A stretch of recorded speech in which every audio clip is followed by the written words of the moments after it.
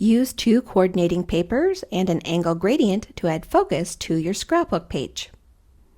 In this tutorial, I'll show you how to add an angle gradient design to your card or scrapbook page that, after adding two papers to the design, will function as the focal point of your page. I'm beginning here in expert mode of Photoshop Elements, but the instructions are exactly the same for Adobe Photoshop, except where noted.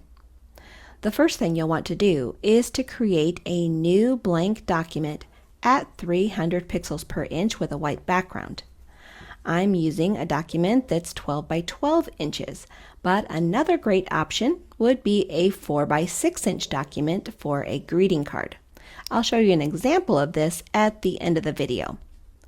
Press the letter D to reset the color chips to the default of black over white, and then in the menu bar, choose Layer, New Layer. In the dialog box, name this layer Plain Paper Clipping Mask, and then click OK. Next, get the Gradient tool. In the Tool Options, open the Gradient Picker.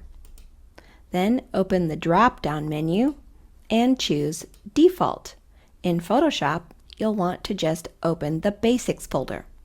If you don't see the names of the gradients, open the flyout menu and place a check mark next to Large List.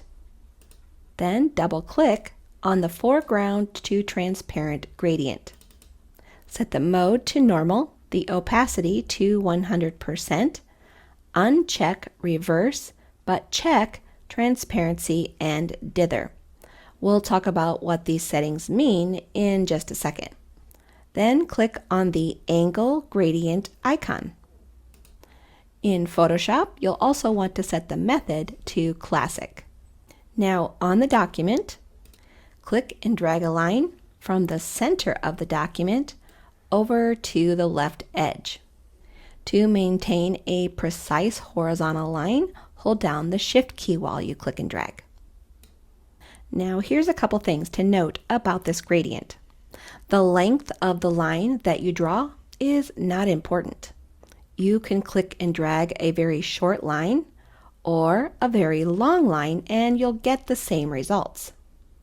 Also, whatever angle you draw your line at, that will be the angle of the gradient. So if you want your gradient to begin at a slanted line, then simply click and drag at a slant.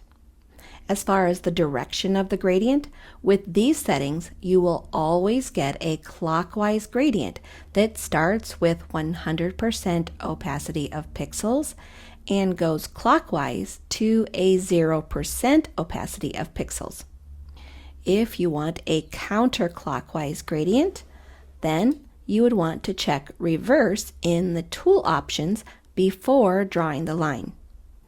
The beginning of the line that you draw will always be the rotation point of the gradient. So if I click and drag from the outside in, you will not get the cool effect. And finally, because the gradient is pixel-based, it cannot be moved after you've drawn it. So if you need to move your gradient, I would recommend simply redoing it. Okay, now let's add a few papers and talk about a few more aspects of this gradient. You will need two coordinating papers. I recommend one lightly patterned paper and one matching plain paper. These are the papers that I'll be using for this lesson. Here is another combination example that would do well for this tutorial. And here's another paper set. The key is to make one of the papers mostly solid. Let's first add your chosen patterned paper. In the Layers panel, click on the background layer to activate it. Then open a patterned background paper. I'll open Paper 1 from the Got This add-on by Kim B Designs. The Got This add-on kit can be downloaded for free in our community for a limited time. I've provided a link for you in the manual. Now get the Move tool, and then holding down the Shift key, click and drag the paper onto your document. Holding down the Shift key when adding a paper to your document will assure that the paper lands in the center. And then if for some reason your paper is not completely filling the background of your document, you'll want to click and drag on the side handles of the bounding box until the paper fills the document, and then click OK. But in this case, I don't need to do that. Now let's clip a paper to the plain paper clipping mask. So in the Layers panel, click on the plain paper clipping mask layer to activate it, and then open a plain coordinating paper. I already have my papers open, so I'm going to open paper 9 from the same add-on kit as before. Again, with the Move tool, hold down the Shift key and click and drag the plain paper onto the document. In the Layers panel, the plain paper should be above the clipping mask and the patterned paper should be below the clipping mask. With the plain paper layer active, in the menu bar, choose Layer, Create Clipping Mask.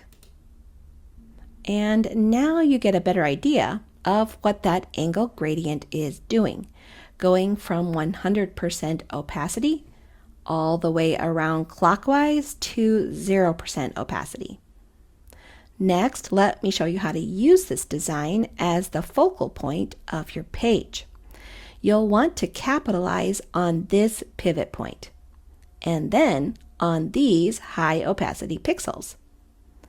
On this particular page, I capitalized on the pivot point by putting the subject of my photos there.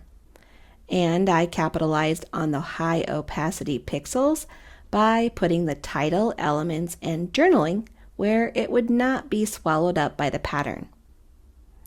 Earlier, I mentioned that we would talk about doing this on a greeting card. So here's an example where I started with a 6x4 document to create a card. You can see the pivot point and the direction that I dragged the gradient. I added a patterned paper and clipped a solid paper to the gradient. Then I capitalized on the angle gradient by placing my elements and title near the pivot point and the high opacity pixels. And then here's one more example. The angle gradient was drawn here and capitalized upon. I absolutely love how this one turned out. So that's one way to use an angle gradient on your next scrapbook page or greeting card. For a free PDF version of this video, click on the download link and then make sure to subscribe to our YouTube channel. This has been Jen White with Digital Scrapper, the very best place on the web to find complete and professional instruction for digital scrapbooking. We help you get your stories told.